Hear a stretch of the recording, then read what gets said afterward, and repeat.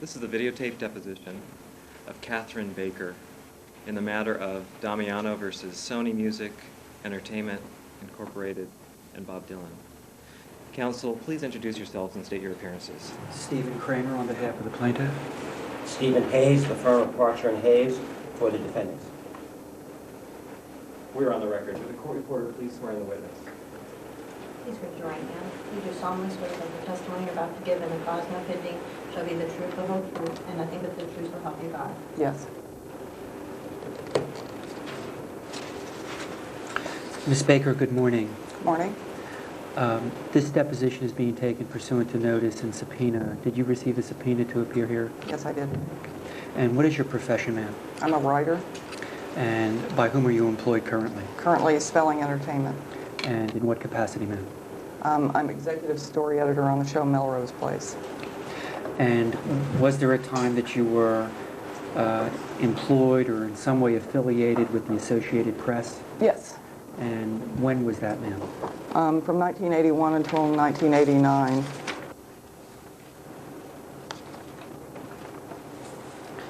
Ms. Baker, during the time 1981 to 1989 that you were affiliated with the Associated Press, what was your position or profession? Variously, I was staff writer, editor the last 3 years. I believe from 1986 to 1989 I was a television critic, but I also wrote other entertainment features.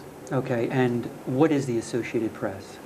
It's a cooperative of thousands of newspapers. It's a wire service. Okay, and is it fair to say that it's stationed or represented all over the country? Yes. And where were you represented by? At the time in question, the last 3 years that I was with him, I was in New York. Okay. And in your capacity as a writer for the Associated Press, did you, from time to time, conduct interviews of various personalities and stars and celebrities and such? Yes. Okay. And could you give us an idea of just a few examples? Well, as television critic, I interviewed people like David Letterman and, various television stars. Probably Dylan, who I interviewed in 1988, was probably, if anybody asked me who was the biggest star I interviewed, it was probably him. Okay. And as you know, you're here today concerning an interview that you conducted with Mr. Dillon. You Right. understand that? And when was that interview conducted, ma'am? August 5th, 1988. Okay. And in preparation for today's appearance here, did you review any notes? Yes, I reviewed the transcript of the tape. Okay. And does a tape recording exist? Yes. And let me show you a copy or a portion of a copy of the article. This is the only copy that we have. And I'll ask the court reporter to first mark it as Exhibit 1 to this deposition and to please attach it to the transcript.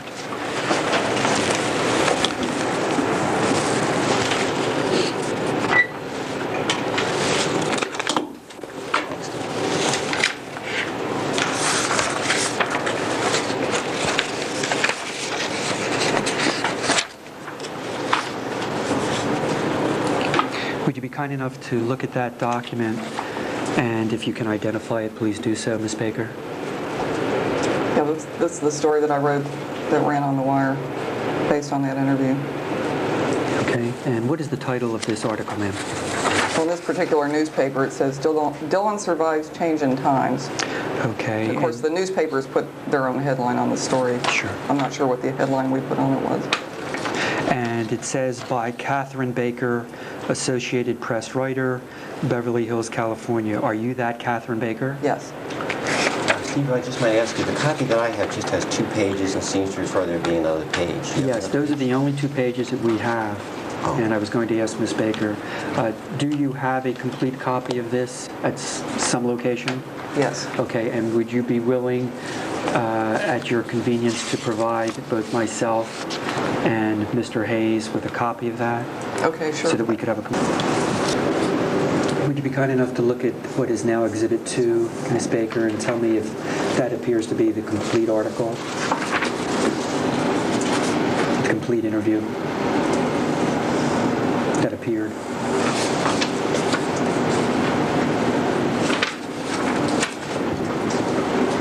Yes, it does. Did you tape record this interview? Yes. And in preparation today, did you compare what appears in the article with the actual tape or the transcript of the tape?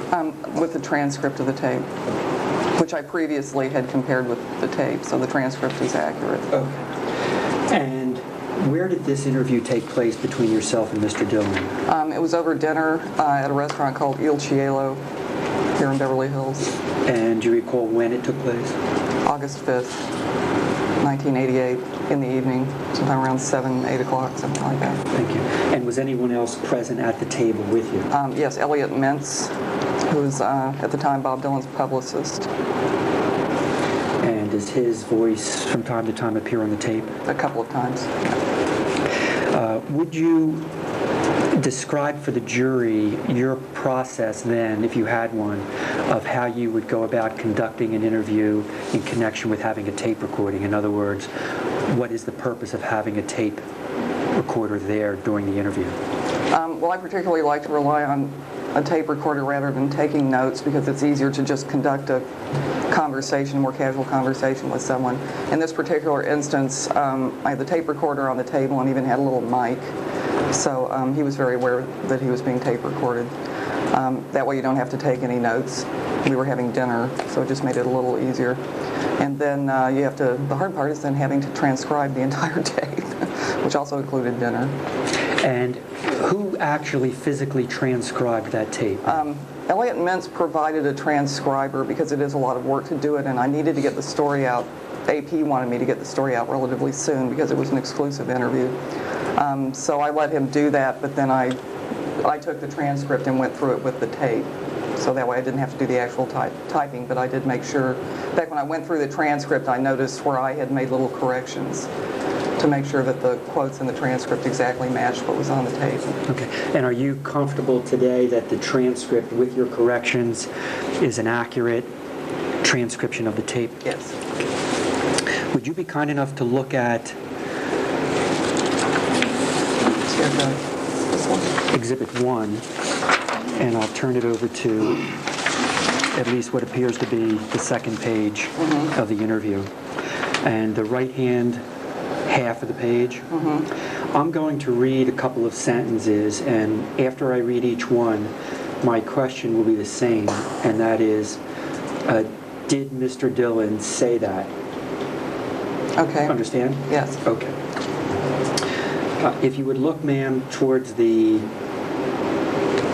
next to last column of that page, what appears to be the third or fourth paragraph from the bottom, it says,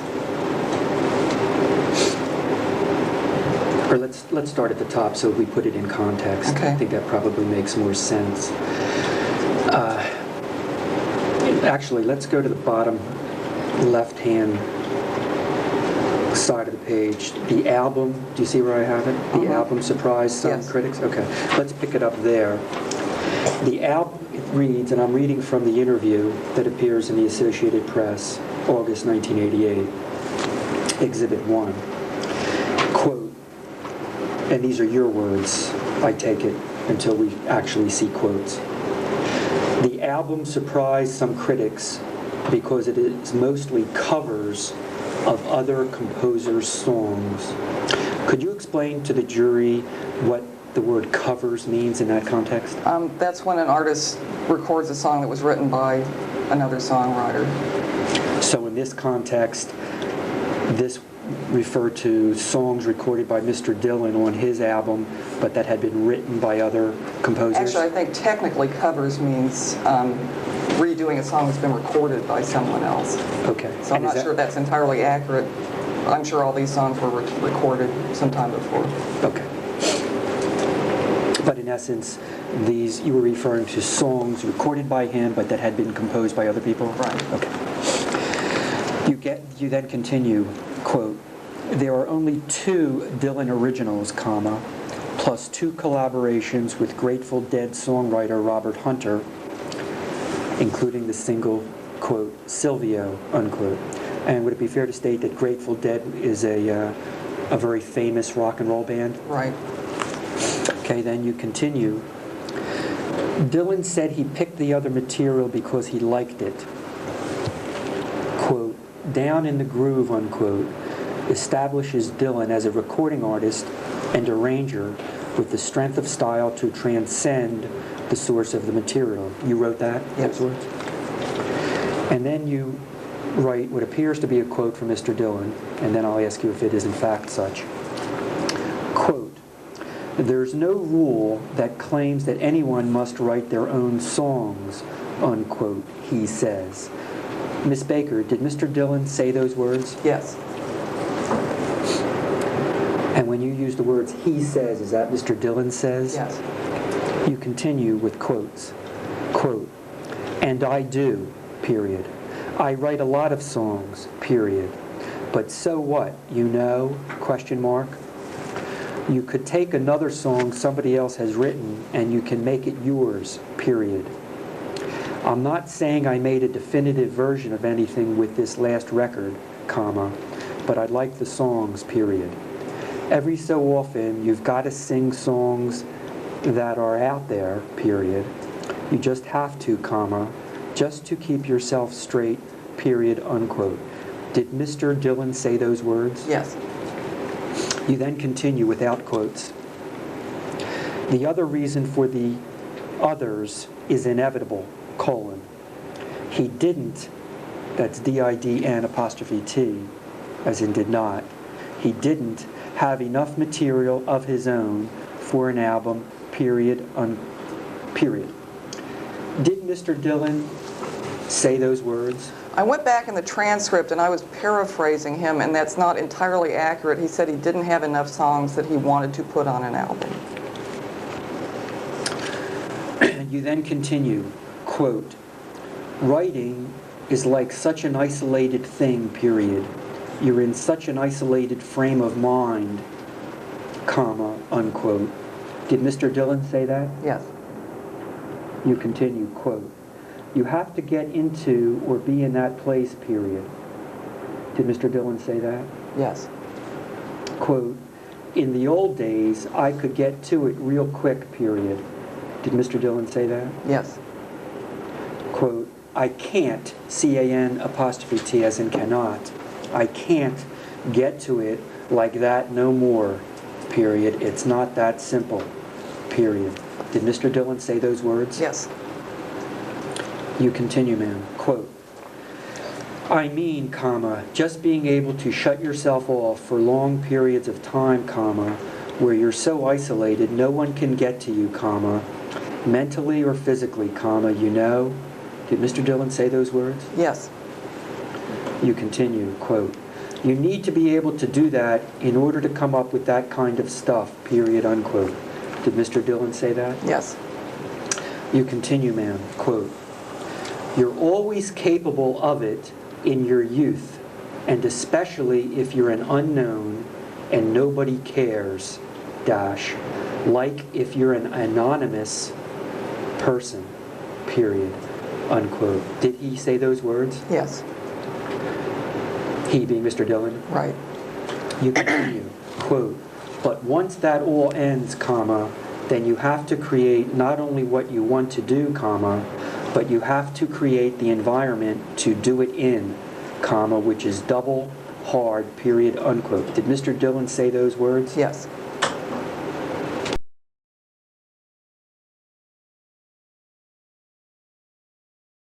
You then continue without quotes. "The other reason for the others is inevitable, colon. He didn't," that's D-I-D-N apostrophe T, as in did not, "he didn't have enough material of his own for an album, period, period." Did Mr. Dylan say those words? I went back in the transcript and I was paraphrasing him, and that's not entirely accurate. He said he didn't have enough songs that he wanted to put on an album.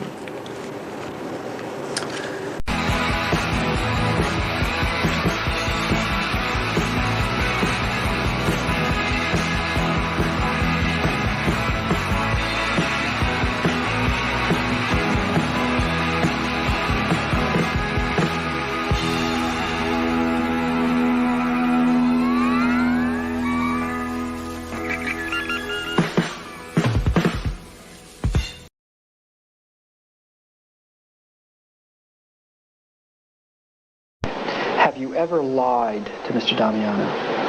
Yes. And can you list for me the times that you lied to him? Many times, not many times, but on those occasions when he would ask me, could I pass on something to Mr. Dillon? I may have said to him, I'll try and pass it along, or words to that effect. Do you recall ever giving Mr. Damiano your fax number? Yes. And when Mr. Dillon, how do you reach him? I phone him. At his home? If he's in Los Angeles, yes. If he's on the road, I try and locate him that way.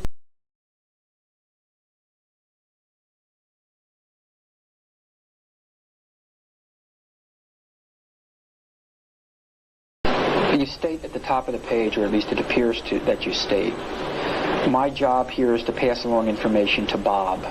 Do you recall saying that, sir? Looking Yes. at the top. Okay. And Bob, of course, is Bob Dylan. Yes. And then you say, which I think I have. Do you see that, sir? Yes. Did you say that? Yes. Okay. When you said that to Mr. Damiano, which I think I have, were you lying to him?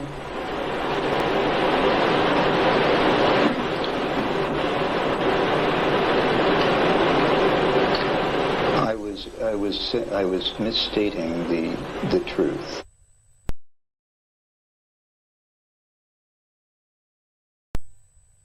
Midway, you say, well, let's just put it in context.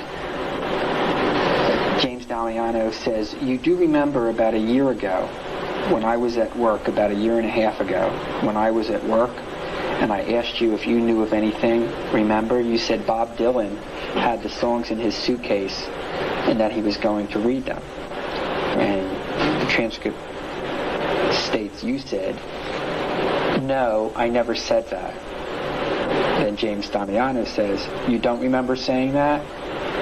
And then you say, no, I did not say that.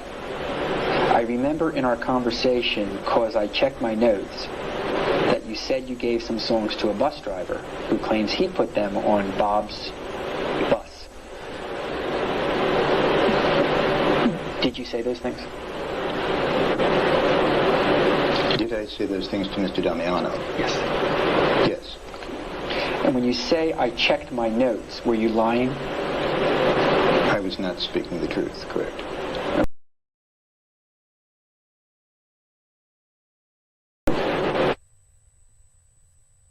Do you contend that he was delusional? Are you telling a jury that Mr. Damiano was delusional? Yes or no? But I want the answer to that question, please, if you would be so kind. Yes or no? Was Mr. Damiano delusional?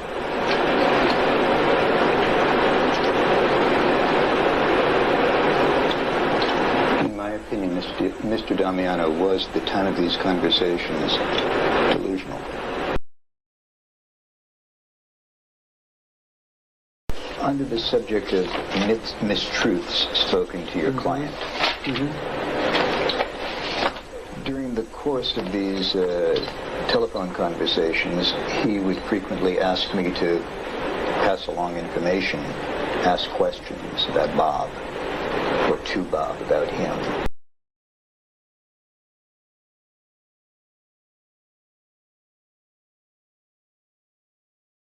There's a kind of a melodic character to this arc, more than just a set of shared pitches.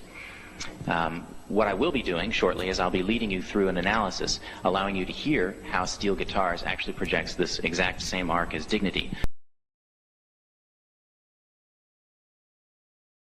Not many times, but on those occasions when he would ask me, could I pass on something to Mr. Dillon? I may have said to him, I'll try and pass it along, or words to that effect.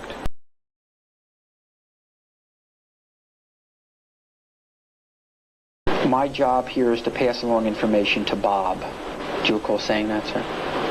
Looking Yes. at the top. Okay. And Bob, of course, is Bob Dylan. Yes. And then you say, which I think I have. Do you see that, sir? Yes. Did you say that? Yes. Okay. When you said that to Mr. Damiano, Okay, we are on the record. My name is Mark Brady. I represent Dole Reporting, located at 369 Lexington Avenue, New York, New York. I will be the video operator for today. Today's date is 6/6/96. This is a case of James Damiano versus Sony Music Entertainment Incorporated and Bob Dylan. And the case number is 95-4795. We're here at the offices of Parcher and Hayes, located at 500 Fifth Avenue, New York, New York. And this is a deposition of Tony Tiller. This time, counsel will identify themselves. Stephen Kramer for the plaintiff. Orange Snyder and Ruth Lott for Sony Music Entertainment, Inc. and Bob Dylan. At this time, I have the court reporter swearing the witness. Raise your right hand, sir. Do you swear in the testimony you are about to give that you will tell the whole truth, so help you God? Yes, I do. Thank you very much. Okay. Mr. Tiller, good morning. You are employed by whom, sir? Sony Music. And how long have you been employed by Sony Music? For 9 years on staff, 10 years if you count approximately a year and 2 months as temp/per diem.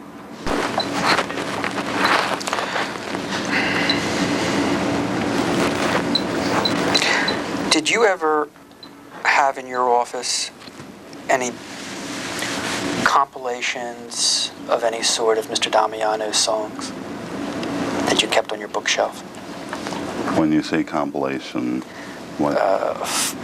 Folder, binder, book, tablet, Printed material, anything. Printed material, yes. Okay, and draw, if you would, so I can picture it and the jury can picture it, a verbal picture of your office and then after you do that, where the material rested. I'm sorry to interrupt you, so the record's clear. Are we talking about, because you may have had more than one office over the course of the years, so you might want to... Sure, if you had more than one office, take me through it. Okay, when I first started as a temp, I moved from office to office to cover for people who were on vacation. So Okay, just to speed it up a touch, perhaps. If you would, Mr. Tiller, limit yourself to the offices in which these materials were ever located. Okay, my first office, I had, the door would be, say, in that corner. Over here, I had 2 file cabinets, a table, a small table to my left attached to my desk, an art desk in that corner, a bookcase right next to that, and next to that a file cabinet. Okay, thank you. The book that Jim had given me would be on that bookcase. To your right. To my right. Okay. And what year did you receive that book initially? I don't recall. Okay. And what did it have in it? It had a bunch of songs, or a bunch of, I guess, well, he called them songs, so I called them songs, but they were words written in verse form. Was it in a binder, a folder? It was in a binder. Like a 3-ring binder? 3-ring binder. And where is that today? I do not know. When was the last time you saw it? When we were in the CBS building at 52 West 52nd Street.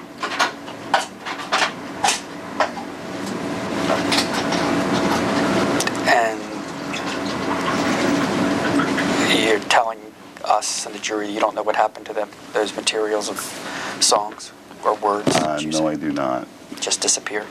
Well, when we moved from that building approximately 4 or 5 years ago, as I explained to Jim, we were to pack our own desks. We were pressed to work until the day we moved, pretty much. And the movers came in and packed everything else. There were things that were left behind.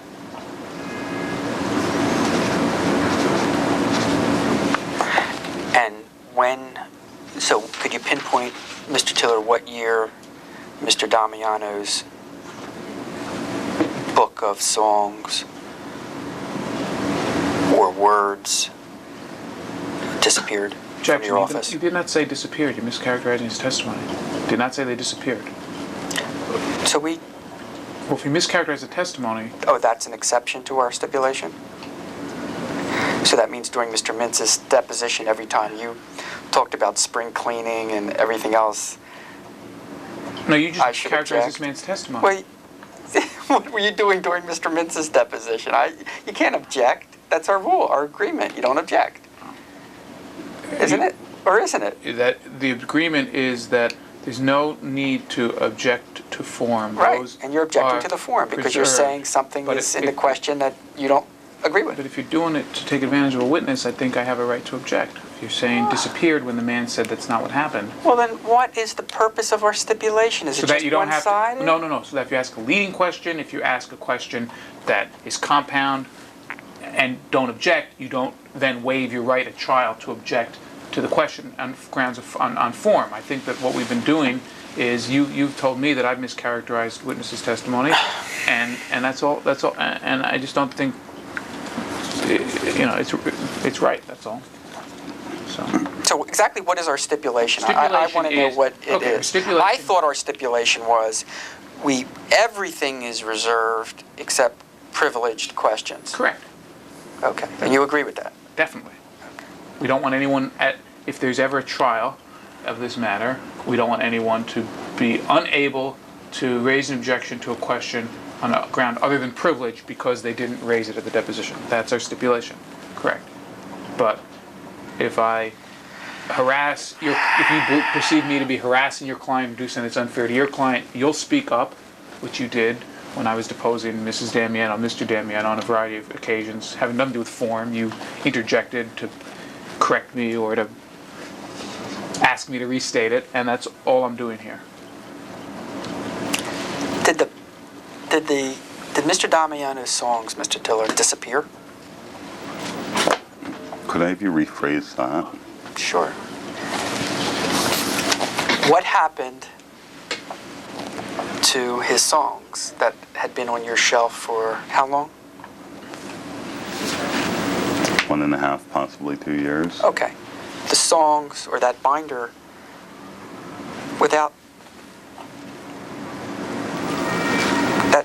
that binder disappeared, did it not? They were left in the building when we moved. And did you ever go back to retrieve it or to ask where it was? No, I did not. There were... And is that building still owned by CBS? Yes, it is. Okay. And that's CBS's headquarters, yes? Yes. The whole building? I don't know if the whole building is their headquarters. Have you ever heard of... CBS is located there. And where was your office? What floor? On the 10th floor. Okay. And did you ever... So it would have been very easy for you, if it had been left, as you say, to simply walk over there and get it, right? If it were still there. If it were still there. Right, but you never did that. No, I did not. And all we know now, and all the jury knows now, is that you don't have it, correct? That is correct. And Sony does not have it, to your knowledge. Sony does not have it. Right. And if we went to your office today, where your office used to be on 52nd Street, at CBS's headquarters, can you tell me and the jury whether that binder would still be there? You mean the original office? Yeah. I can't answer that. I don't know. Have you ever been back to that office? No, I haven't. Okay, do you know who occupies that office? Well, I understand from what other people have mentioned that the floors that we were formerly on were leased to a law firm. I believe Wachtell Lipton, Rosen and Katz is on that floor, if I am correct. Well, I'd like, Mr. Snyder, for you to inquire of your client if that binder still exists. If that, you want me to ask my client whether when Sony vacated the CBS building 4 or 5 years ago, or 3 years ago, and left debris and papers, whether that debris and paper is still on the 10th floor, which Mr. Tiller just said he understood has been leased to a law firm? No. No. Am I not speaking loudly enough for you? I said I want you to ask your client if they still have that binder, or if that binder is still at 51 West 52nd Street, in or near the office that Mr. Tiller occupied, and if not, who the current occupant of that office is, so I can depose that person and find out if there were things left behind or not. All documents responsive to document requests have been produced. If Sony had in his possession, or Mr. Tiller had in his possession, any written material that your client provided to Mr. Tiller, that would have been produced on March, whatever the date was it was due. No such documents exist. As to what's at 51 West 52nd Street, I'll inquire of my client whether Sony has any. My understanding is that Sony has nothing to do with that building anymore. Maybe Mr. Tiller knows. My understanding is that Sony has nothing to do with that building anymore. So in terms of me going to find out what's on the 10th floor, I suppose you can go to the directory and look as well as I can. Let's ask Mr. Tiller whether Sony has any business there. I don't think they do. Mr. Tiller, what floor was your office on, sir? The 10th floor.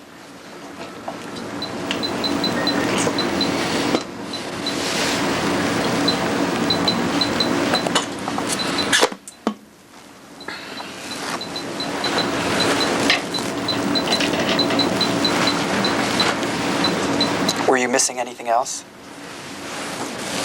They were supposed to bring my chair, but that was left behind. Were you missing any other documents or files? Well, some of my personal books were missing. Did you go back for them? No, I did not know they were missing until I unpacked. Did you inquire of anybody? Like, where's my personal books? No, I didn't. There were 2 or 3 of them. Why, could you tell the jury why you didn't inquire as to where these materials that disappeared or were lost, misplaced, but don't exist today, why you never inquired as to where they were? I'm sorry? Okay. When you got to your office and you unpacked, and you discovered that certain materials weren't there that had been in your old office, why you didn't inquire of the moving company or of anybody? Hey, where's my stuff? Because it wasn't that terribly important to me. I mean, the books which I missed, I felt I could get again. What was it that you missed? There was a book of poetry. By whom? Emily Dickinson, which I have since replaced, and 2 science fiction books, which I have not. Did you ever tell Mr. Damiano that his materials had been lost or left behind or disappeared? Yes, I did. And what did he say? I can't recall exactly what he said.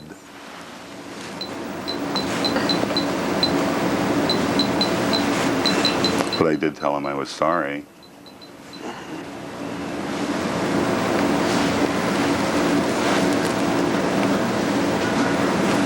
Counsel, this is the second witness in a row, literally, who received materials from the plaintiff comprising one or more of his songs where the materials have disappeared. Whether you want to use the word disappeared, lost, destroyed, evaporated, whatever phrase you want to use. And I want the record to note that this is the second witness in a row. Mr. Mintz testified that he destroyed Mr. Damiano's faxed materials. And no, not only did he destroy them, he went further. He said he shredded them. Mm-hmm. And now Mr. Tiller is saying that the binder of materials, of songs, that Mr. Tiller received got lost, disappeared, don't exist. And I want that to be clear that that has occurred. Let me now respond, sir. Sure, sure. Your insinuation. No insinuation, it's a statement of fact. Yes, It's the a facts statement speak of for fact. themselves, and your statement on the record to that effect is an insinuation. So Is there I will now anything that respond. I stated that was inaccurate? There is no need for you to characterize the facts and the sequence of the facts as you perceive them. The facts speak for themselves. You insinuated something, and now I'm going to respond, because your insinuation is that Mr. Tiller has done something wrong or untoward. The fact of the matter is, this witness has testified that when he moved in 1991 or 90, whenever the heck it was, you didn't establish what the year was, but it was long before your client concocted this bogus lawsuit, and certainly well before anyone knew that he was concocting these claims, that Mr. Tiller, when he moved his office, had certain materials that weren't important to him left behind, including your client's, quote, songs, close quote. The insinuation that somehow those have disappeared or evaporated or been destroyed in an improper, inappropriate manner is reprehensible. And what you're doing sitting here is you're accusing this man, Mr. Tiller, indirectly of doing something wrong in destroying or somehow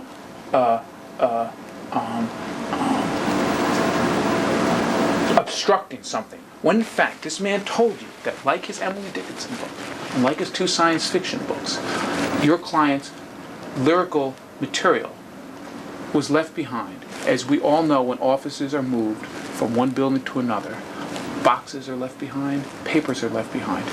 That's what this man said. It's innocent, it's understandable, and in any event, it predates your client's concoction of his claims.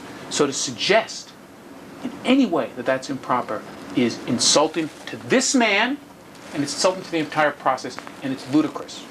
Second, Mr. Mintz said during his testimony that, again, years after he had spoken to your client, before your client ever filed the lawsuit, he got rid of a number of documents, including blank pages that your client had sent him. Mr. Mintz, who testified that he was dealing with your client because your client was someone who he perceived to be delusional and was dealing with him and handling him in that manner. To suggest that anything improper happened with Mr. Tiller and his Emily Dickinson book, or Mr. Tiller and those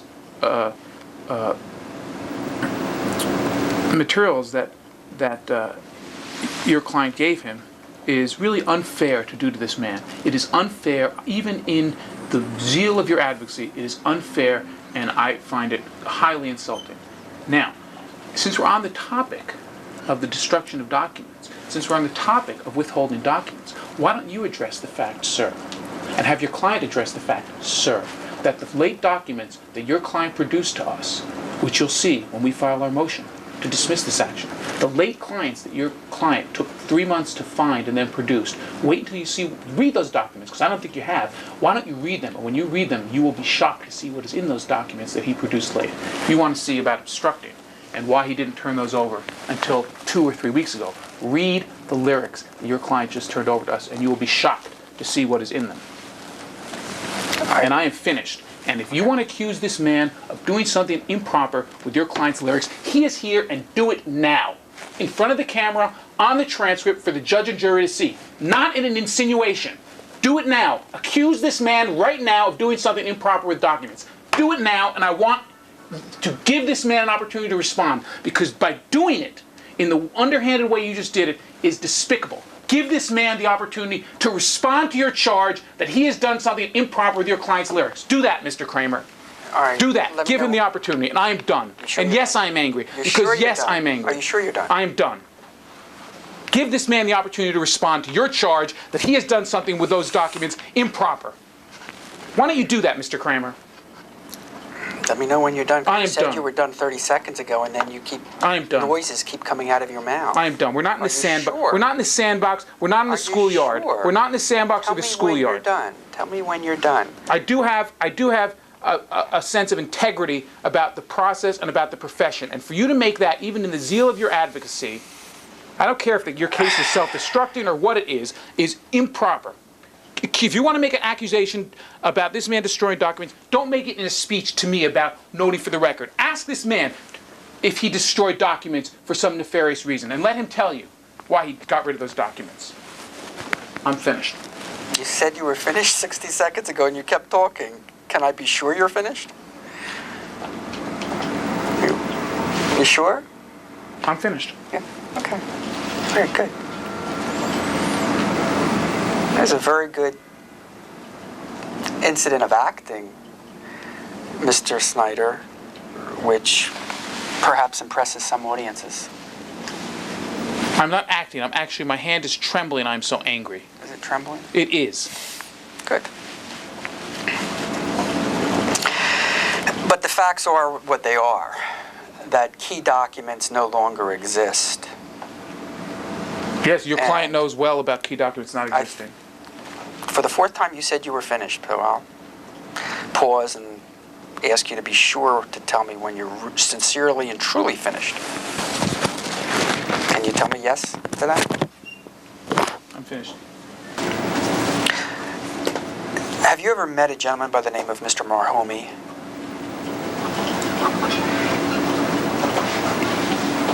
Not that I recall. I do not remember ever meeting anyone named Marhomi. Okay. Do you remember meeting anyone in or around the CBS building with Mr. Damiano? I remember meeting Jim, Jim's wife Pam, and Jim's son Jesse. Do you deny ever meeting anyone with Jim who was described to you as a potential investor? Do you deny that? Or is your testimony you just don't recall one way or the other? I think I will have to deny that. Okay, and I take it you're aware that Mr. Marhomi has testified in this litigation? I am aware. And someone showed you his testimony, either videotape or on transcript form? Yes. Okay. And you read the portion that I'm referring to where he says that he was very concerned about investing $10,000 or approximately $10,000 and wanted an assurance from someone I read this where? in his transcript. I did not read his transcript. Did you see his videotape? Yes, I did. Okay. Do you recall him testifying that he met you? He described you to a T. Now that I'm looking at you. Do you recall that? I recall that in his videotape, yes. Okay. Do you recall him describing the person that he met, who he said was you? Yes, Physical description, in other words. I do remember that, yes. Okay. And do you take issue with his physical description of you? Well, it was very flattering. Okay. All right. That aside, and your modesty I aside, think is there anything? there was an end. He described me as wearing a suit. I do not wear suits to work. Okay. Do you wear jackets like you're wearing today? No, Have you ever? Ever? I have. Okay. And is your testimony you've never, ever worn a suit to work? I've never worn a suit to work. Have I would sometimes, when I was being taken to a luncheon where jackets and ties were required, carried my jacket and my tie in my backpack. Okay. And that would be in your office or near your office? Yes, I would not wear the jacket and tie at the when I was at the office. I would put them on just before lunch and right after lunch, take them off and take my shirt out of my pants again. Okay, but in any event, you have on more than one occasion brought a tie to work, yes? Yes. Okay. And approximately how tall are you, Mr. Tiller, would you say? 6'5½". And your office, as you've indicated, was in fact at the CBS headquarters on 52nd Street. Yes. But your testimony is you absolutely deny going outside and meeting a gentleman of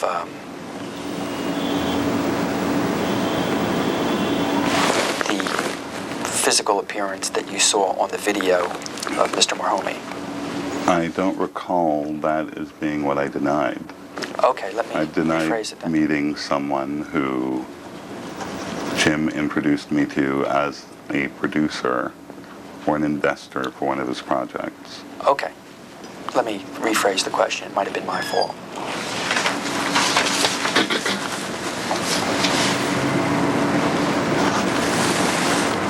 Prior to looking at the tape, did you ever see Mr. Marhomi before? Before seeing his videotape deposition, had you ever seen that man before in your life? Do not. I've met so many people in my life. Well, probably we all have. Don't recall ever having met the man.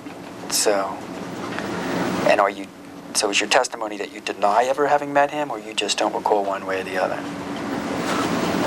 I do not recall meeting Mr. Marhomi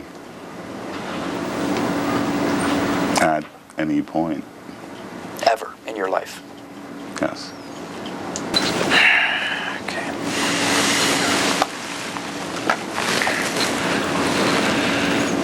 Can you list for me, sir, what other songwriters, other than Mr. Damiano, whose material you had on any shelf in your office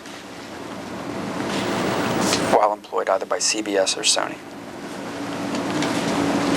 Songwriters.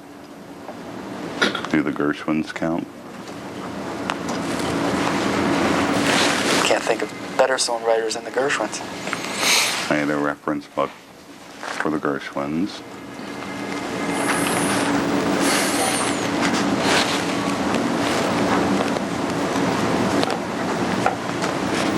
I think that was it.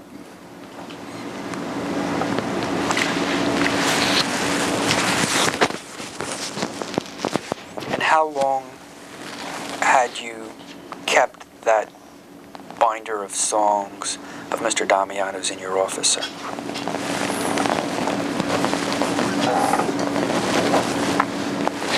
Until we moved from Black Rock, I'd say 1.5, 2 years.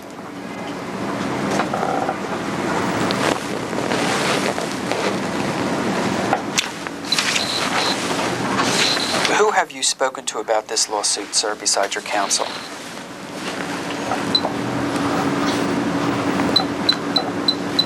I have mentioned it to my boss,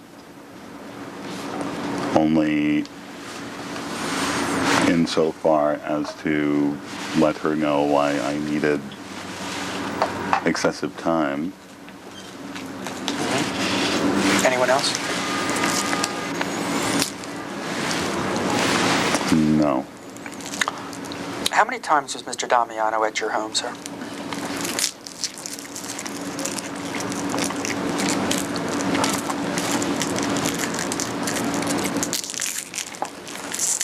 Twice that I can recall. And what years did that occur?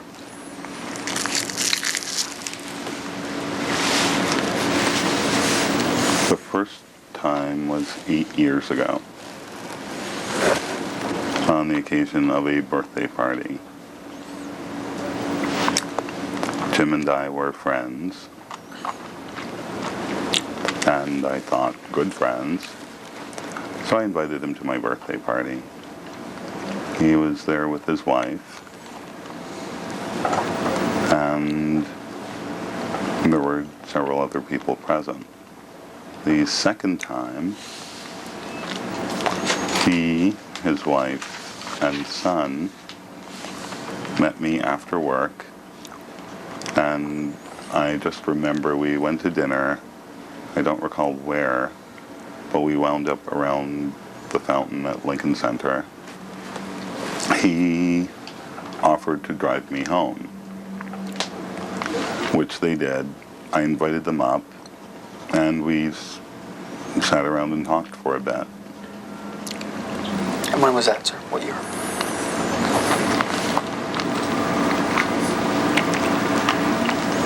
I don't know what year that was. It was after the birthday party.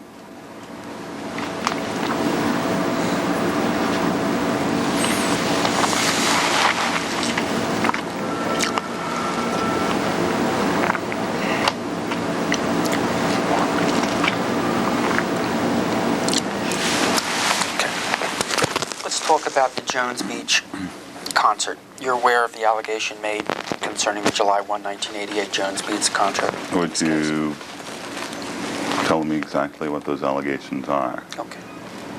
Well, in preparing for this deposition today, have you given any thought to that concert? I have been forced to give a great deal of thought to that concert. Okay. And when you say you've been forced to give a great deal of thought to that concert, what do you mean by you were forced to? By the circumstances surrounding this case. To the best of my knowledge, and I presume my knowledge is the best there is in this particular instance, I simply offered a friend 2 tickets to a concert that I knew he would enjoy.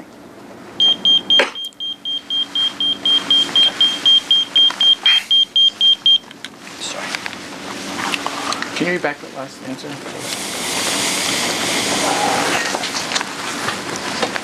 Answer: by the circumstances surrounding this case, to the best of my knowledge, and I presume my knowledge is the best there is in this particular circumstance, I simply offered a friend 2 tickets to a concert that I knew he would enjoy. Thank you.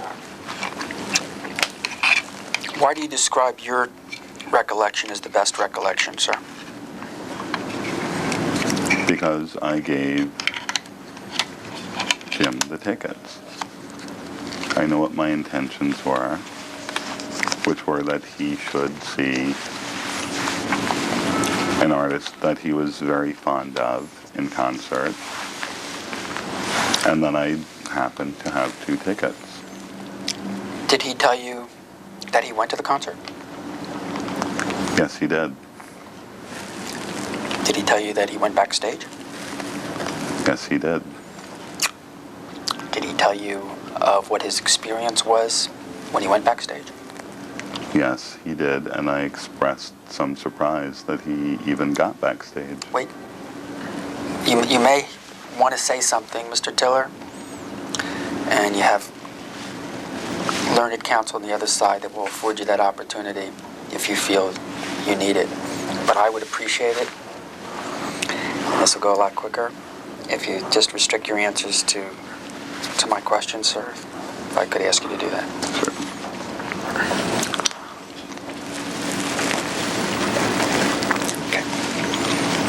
And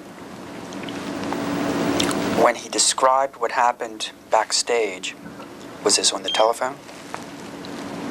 Yes. Was it relatively soon after the concert? Yes. Okay. And how would you strike that? Do you have a pretty distinct recollection of that conversation?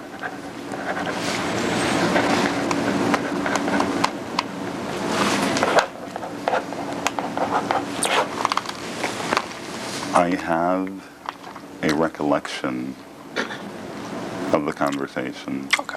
Because, if I may Sure. explain, I was very surprised. Okay. What was his tone of voice, if you can recall, when he was explaining to you that he had gotten backstage to the Jones Beach Dylan concert, July 188? His tone of voice? Yeah, was he excited? Was he sad? Was he unemotional? How would you describe it? Or do you not recall? I don't recall his exact tone of voice. I don't recall his tone of voice, I think, at all. My presumption would be based on what he has told me. Okay. That. So you don't recall what his tone of voice was? That's all I'm getting at. Okay. Okay.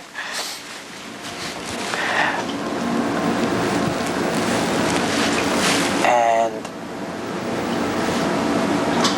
did you,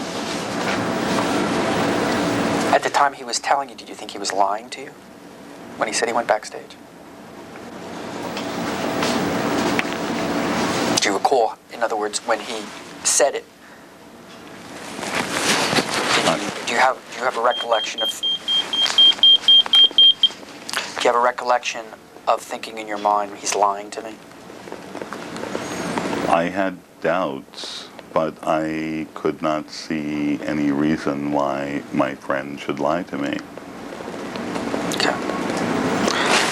And recreate, if you would, sir, as best you can, that conversation for the jury. You're in your office, I take it? Yes. It's during working hours, I take it? Yes. Okay. Morning, afternoon, evening? I had no window, so I can't picture the time of day.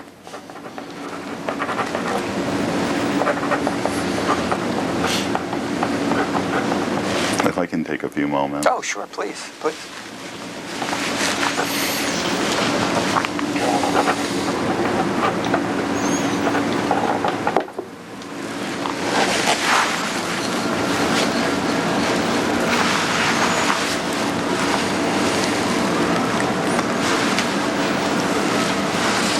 If I can recall, and this will only be very general.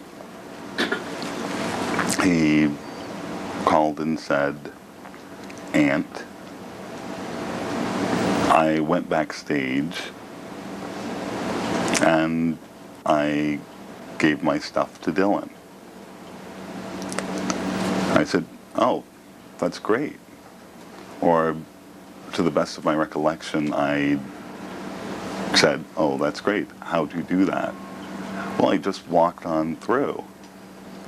I went, I hung around out back, and people started coming out of the door. And then I went over to this bus. Dylan was on the bus. As somebody came off the bus and took my book, and Dylan waved at me from the bus. And I'm thinking to myself, okay, I guess Jim was there. I wasn't. He wouldn't have a reason to lie to me.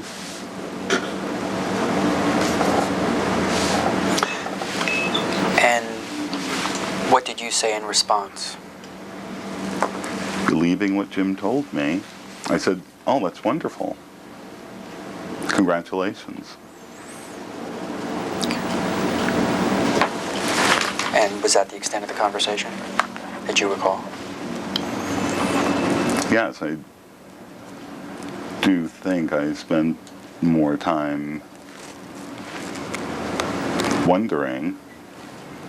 Well, I'm just asking you, is that the extent of the conversation between you and he? Pretty much. Okay. Although The bit that I described was much longer as Jim went into more detail than I can recall to give you here. Have you exhausted your recollection now? Yes. Okay.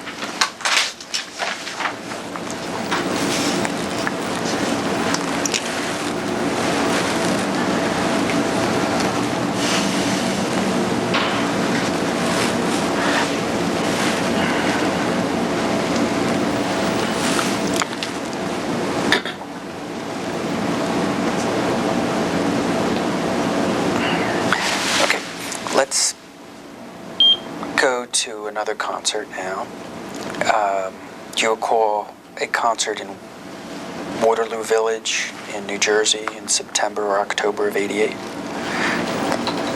No, I do not. Okay. You have no recollection of that one way or the other? Jim may have mentioned that he went to a concert in Waterloo Village, but I don't know where Waterloo Village is.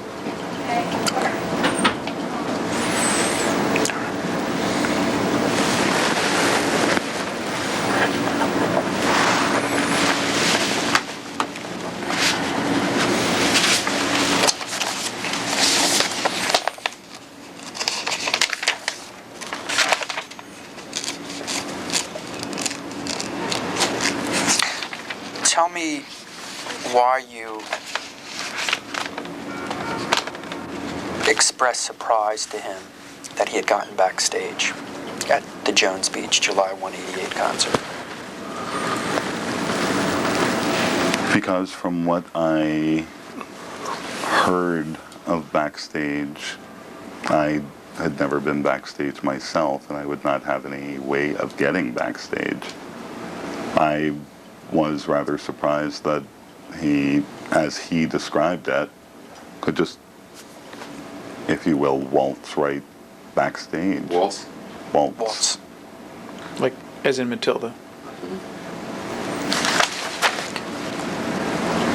Did you express that feeling to him during that conversation? No, I didn't.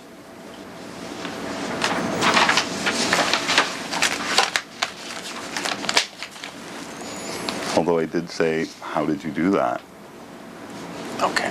And what did he say? Well, he said, I walked back and walked through the gate, and he was apparently then backstage.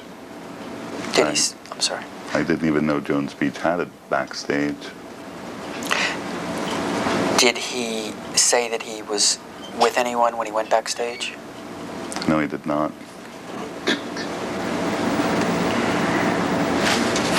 Although, if I might add, in subsequent conversations through the years, it did change. How so? Became more embellished, if you will. How so? Well, at one point, I can't give you any particular dates or exact orders, but at one point he walked up and handed his book to a bus driver. At another point he went and handed his book to Dylan directly. And another point, and that was the one where he told me that Dylan came off the bus to get the book from him. Is it the? Are you talking about the same concert, the Jones Beach concert? Yes. The one that I have knowledge of from having given him the tickets. Okay, so he did mention to you that he had given songs to a bus driver backstage. He had mentioned that he had given, that was one of the permutations of this story.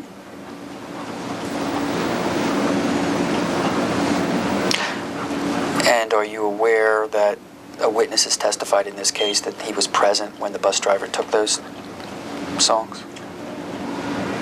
No, I'm not aware.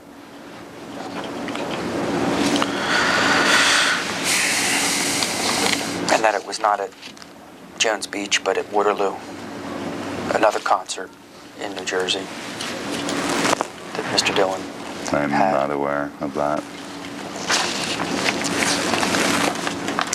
Tell me what you've done to prepare for this deposition today, sir, if you would.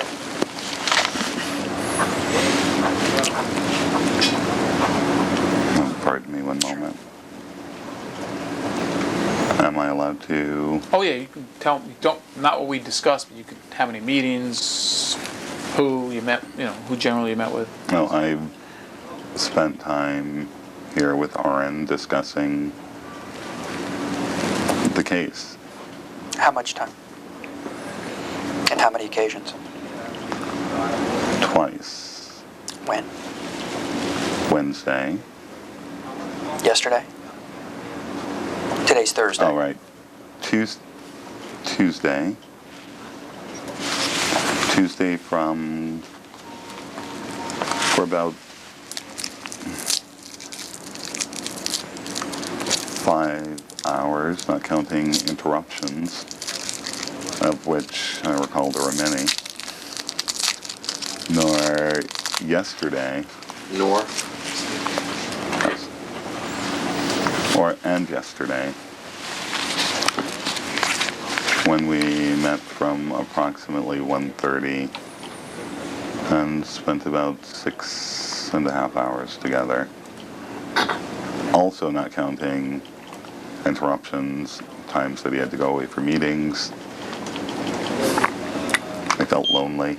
So of those 6.5 hours, how much of that 6.5 hours was spent preparing for the deposition as opposed to waiting for Mr. Snyder to return? That would be very hard to say. Well, it was yesterday, so do your best. I would say approximately 3.5 to 4 hours. Okay, and the meeting last week, was it? The first meeting was last week? No, the first meeting was this past Tuesday. And how long was that, in which you actually met with Mr. Snyder as opposed to waiting for him to return? I arrived at 11:30, waited about half an hour, 45 minutes. I'd say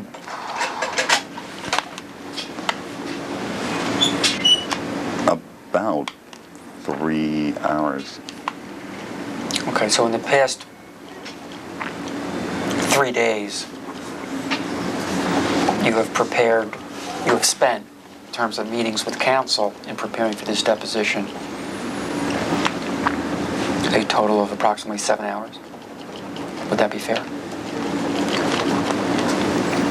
6 to 7 discussing the case. Did he show you any documents? Explain. Did he show you any documents? Can I don't you know how else to say. clarify what kind of documents? Did he show you any pieces of paper, letters, songs, anything, any type of document? Just the things that appeared in Jim's book, including Jim's transcriptions of our conversations, which I insisted on listening to. Any other document?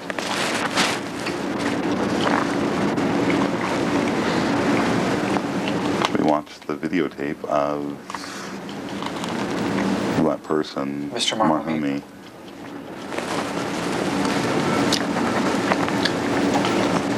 Anything else?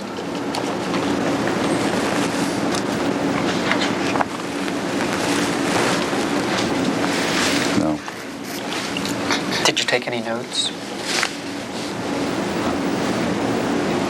I started to take notes, but then stopped. And how many notes did you take before you stopped? I had 2 handwritten lines. And what did you do with those 2 handwritten lines? No, they're in my notebook. And where is that notebook? At my home. And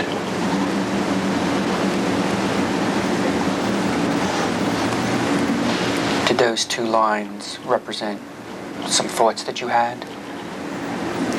They represented refutations of what Jim had written. Okay, I'd like a copy of this. Before we resume, Mr. Deposition. Before we resume deposition? You're going to stop the deposition now? As I told you, I have to stop at 2 o'clock, or 1:45. Right. And I'm not going to finish today, so. We might as well. Before we resume his deposition, I'd like copies. Sure. Okay. So if you want to send me that, and I'll take it under advisement. I just need to take a bathroom break. Okay. Thank you. This is a video off the record this time, 1:01 p.m. This is a video off the record, back on the record this time, 1:07 p.m.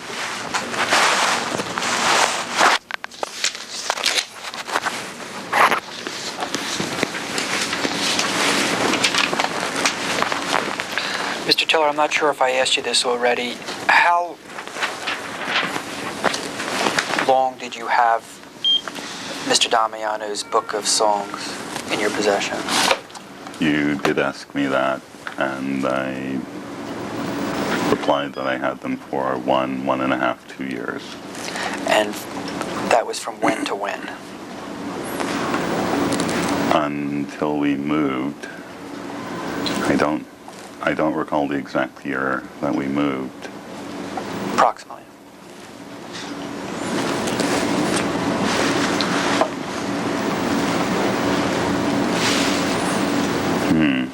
We moved in December.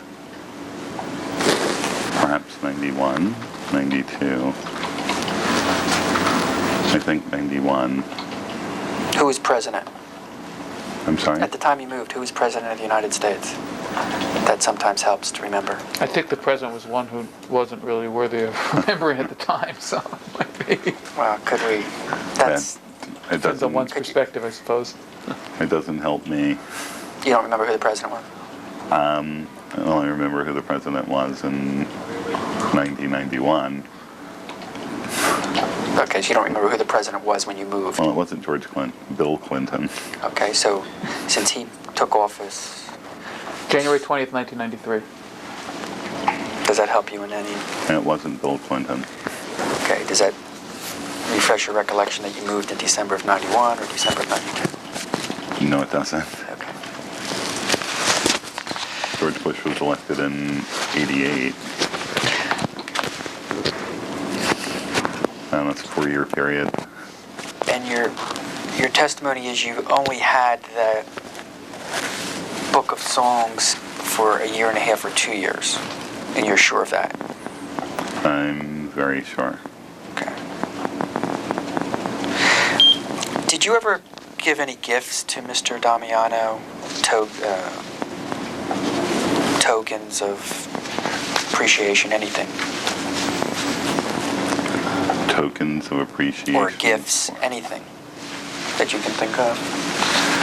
None that I can recall, but if I did it as a friend to a friend, because I considered Jim a very good friend. And I occasionally give my friends things as my friends give me things. Okay. And do you recall, let me try to refresh your recollection, if I may? Yes. Do you recall ever giving him something and saying, this is for inspiration? No. Okay.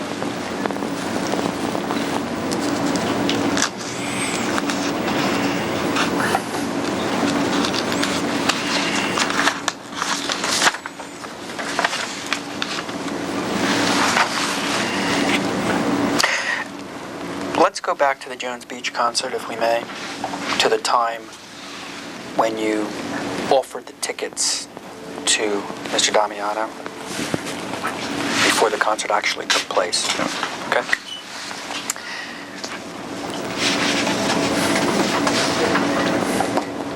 During that point in time when you offered the tickets to him and before he actually went to the concert, did you ever say to him or suggest to him that maybe he should bring some of his songs with him? No, I did not. Any, right, do you deny saying that, or is it you just don't recall one way or the other? I deny suggesting to Jim that he bring songs along with him. I did, however, concur with him when he asked me, do you think I should bring my songs with me? I said, sure, why not? What could it hurt? Are those the words you use? Sure, why not? What could it hurt? Mr. Tiller? Probably. Okay, see, I want to... I did not bring the subject up. Okay, let me say something if I may. The record's going to reflect that you said, in response to one of my questions, that you said to him, when he asked you, should he bring some songs, that you said, sure, why not, what would it hurt? And then I asked you, did you use those words?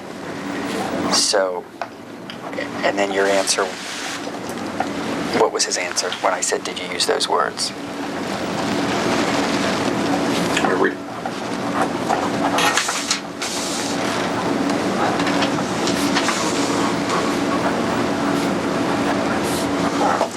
Answer probably. Okay. Did you say to him, sure, why not, what would it hurt? To the best of my recollection.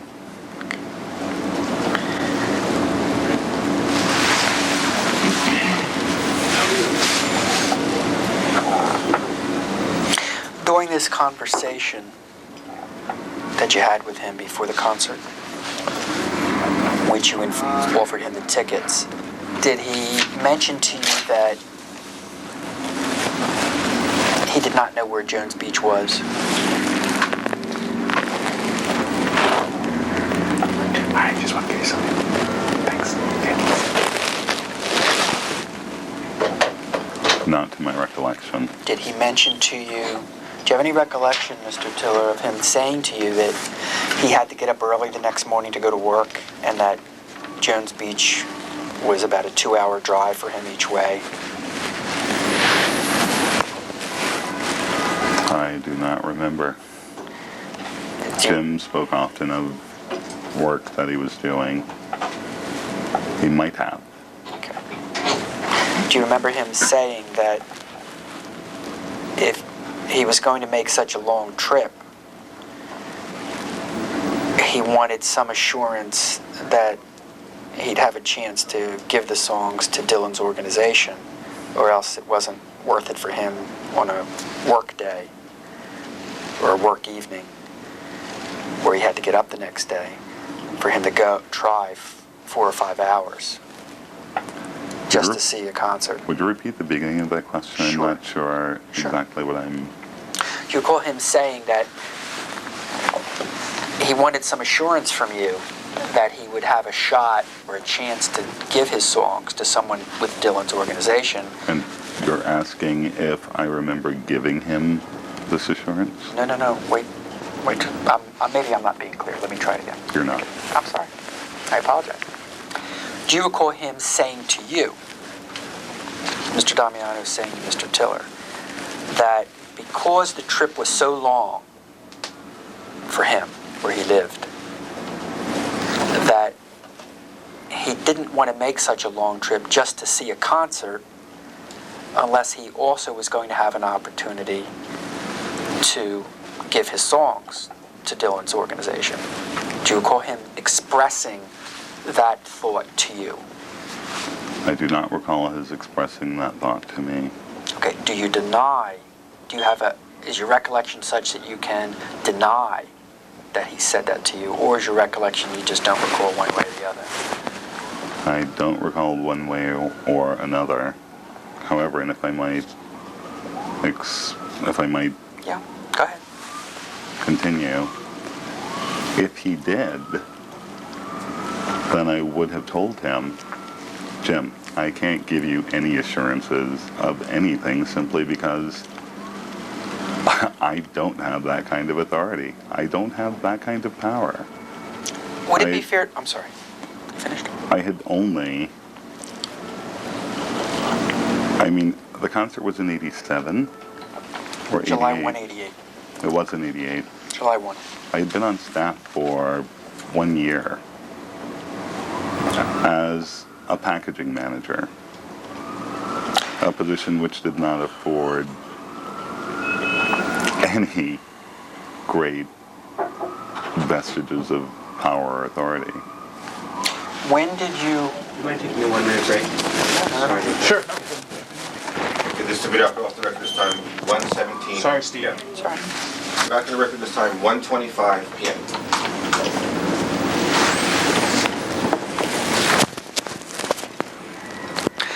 Is your testimony, Mr. Tiller, again focusing on the time right before the July 1 concert?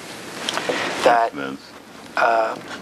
I'm sorry. That's okay. Is your testimony that you have no recollection of any conversation with Mr. Damiano in which he voiced a concern about the distance in which he was going to have to travel to get to the concert and the fact that he had to get up early to go to work the next day?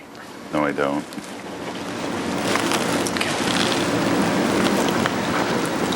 When was it that you engaged in this investment for Derwin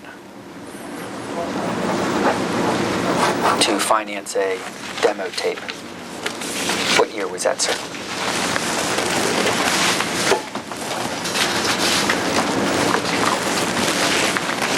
Late 1988, 89, or late 90, late 89, 90. And your testimony is, other than that one venture, you've never engaged in any entertainment investments or entertainment ventures of any sort apart from your employment at Sony and apart from your employment at CBS? Except for one other thing where the company has a policy that they're very open to listening to things. A friend of mine worked at the Cameron McIntosh organization. At the, I'm sorry. Cameron McIntosh organization. She invited me down to see previews of a musical they were doing. And I thought it was great. And so I suggested to one of our producers who I knew that he might want to catch it, that he might want to see it. He saw it, he liked it, and the company recorded it.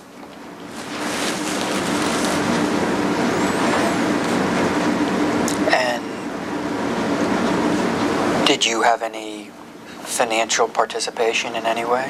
I did not put any money into it, but the company did give me a finder's fee. Of how much? Well, the finder's fee was $3,000 minus taxes, $1,600, of which I gave my friend Eileen half. And have you ever seen a written policy that covers that type of event? Which type of event? Where they would pay a finder's fee to someone who brings a business opportunity to their attention that bears fruit? Yes, I think the company does have a written policy. Okay. And was there such a policy or anything analogous to it at CBS? Not to my knowledge. Okay. I'd like a copy, Mr. Snyder, of that policy.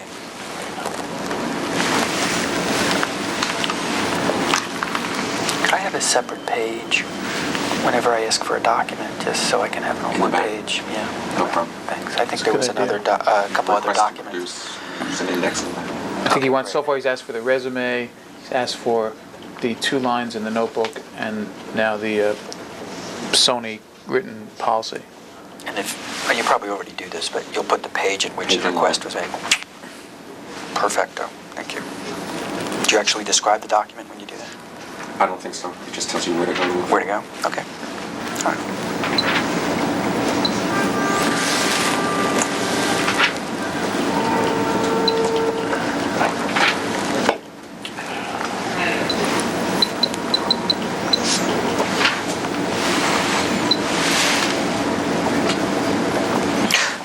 is it accurate to state that sitting here today, your entire income is derived from working for the defendant, Sony Music Entertainment?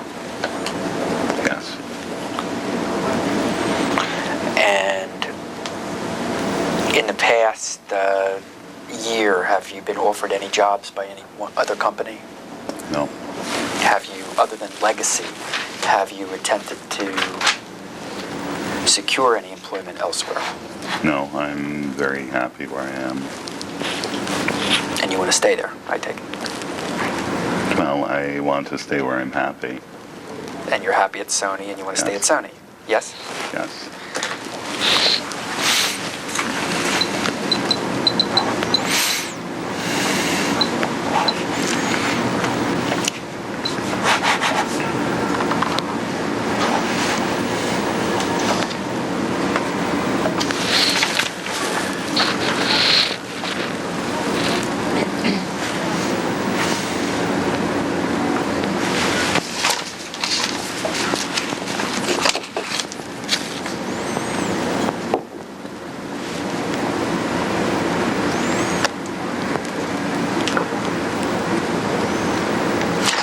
Your testimony is, Mr. Tiller, with regard to any other concert that Mr.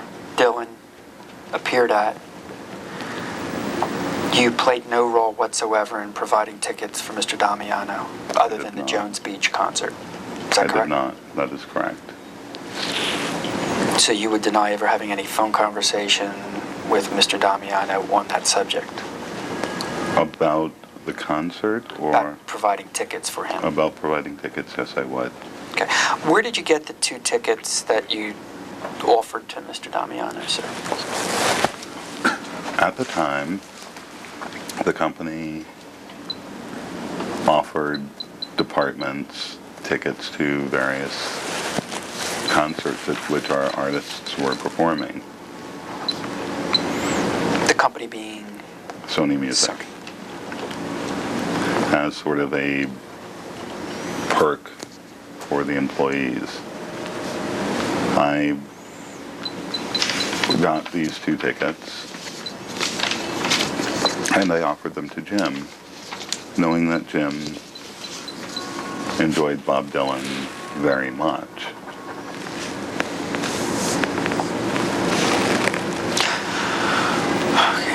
During the time that you were friends with Mr. Damiano, did you ever state to him in words or substance that you enjoyed his song writing? As a friend, yes. Now, I'm sorry, may I? Yes. As a friend, I try to be as supportive of my friends' dreams and aspirations as possible. Okay. Mr. Tiller? Yes. That's probably the 4th or 5th time you've used the phrase "as a friend," and I've purposely couched my questions so that they could be answered yes or no. And each time I've done that, you've not done it. You've answered the question, but you've preceded it with the phrase "as a friend." Okay, and you may feel like you have to say that, or that you feel it's important to say that, but if you could just try to focus on my question, you'll have every opportunity, I'm sure, from your skilled counsel to bring out whatever you and he want to bring out. I will try, but if I can just say one thing, that my relationship with Jim was a friend. Jim and I considered Jim a very good friend. For my friends, I do whatever I can. Okay.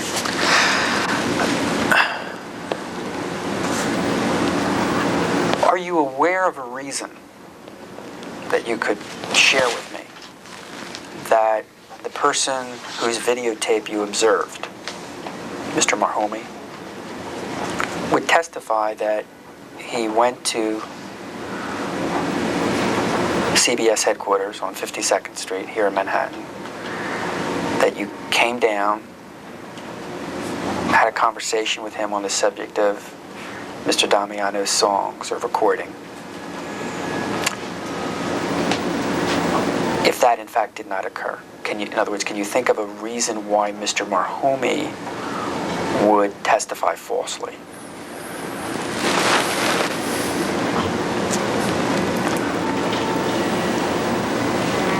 Am I allowed to voice my own? He's asking you, do you have any opinion at all, right? What do you want about what, any reason that he would testify falsely about That he would come to New York under subpoena, swear under oath, describe you perhaps flatteringly but accurately as the person he met, and now that I see you, and that he'd be lying.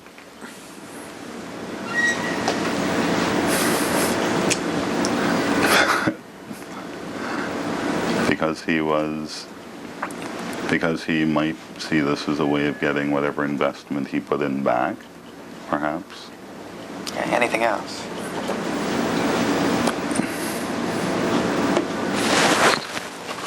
Because he might have been told a different version of things than perhaps might have happened. Anything else? Well, I have speculated in my own mind that Jim may have told him that they were going to meet a big executive at CBS Records, while calling me and telling me that he was going to bring a friend over and we could go out for drinks. Did you go out for drinks with anyone who looked like the person you saw on that videotape? I don't recall meeting anyone who looks like that.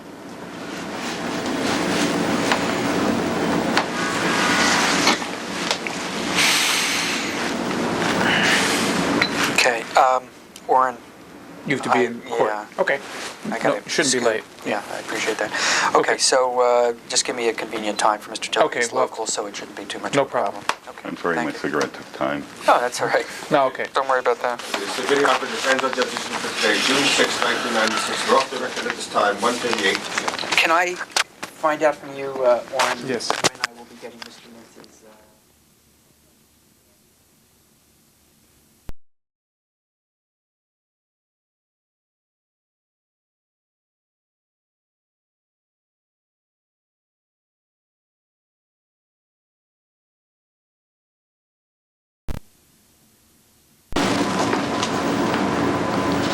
Any other positions? Oh, forgive me. And do you also describe your position as of 91, which I think you said was an associate director? Yes. Do you also describe that on your resume? Yes, I do. And would you tell me what it says there?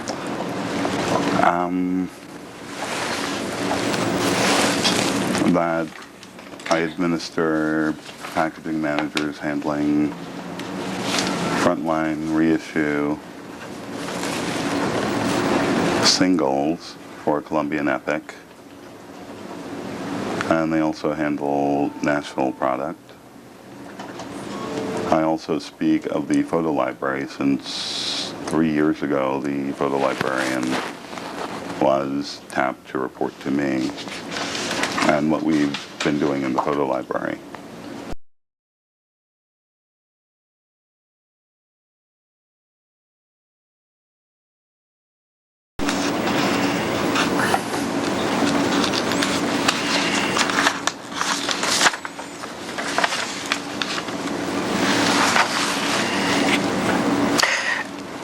Let's go back to the Jones Beach concert, if we may, to the time when you offered the tickets to Mr. Damiano before the concert actually took place. Okay?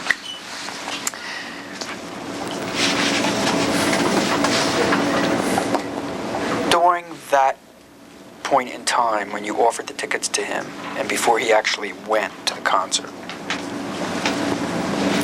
did you ever say to him or suggest to him that maybe he should bring some of his songs with him? No, I did not. Any Right. Do you deny saying that, or is it you just don't recall one way or the other? I deny suggesting to Jim that he bring songs along with him. I did, however, concur with him when he asked me, do you think I should bring my songs with me? I said, sure, why not? What could it hurt? Are those the words you use? Sure, why not? What could it hurt? Mr. Tiller? Probably.